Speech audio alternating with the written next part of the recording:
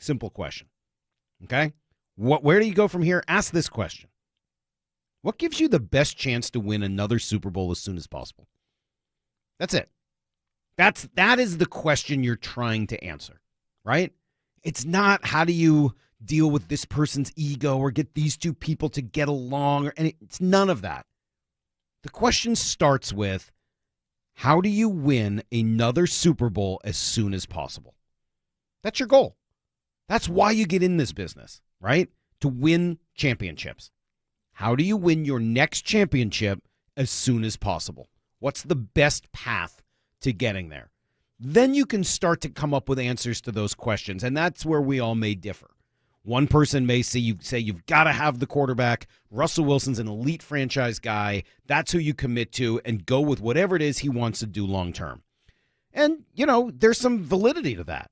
Tom Brady showing what he can do in Tampa versus what Bill Belichick has done so far in New England is a pretty strong endorsement of a quarterback-centric franchise.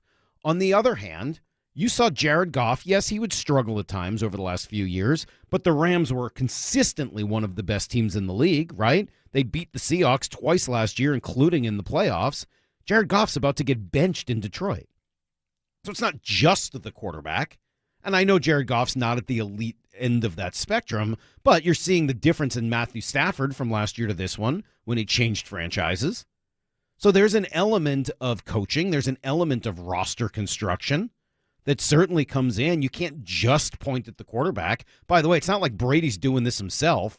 He had a pretty good defensive line last year, which got after Patrick Mahomes and the Chiefs in that Super Bowl. He had a pretty good running game with Fournette. He's got some pretty good receivers. He brought Gronk out of retirement, and that was still been a factor.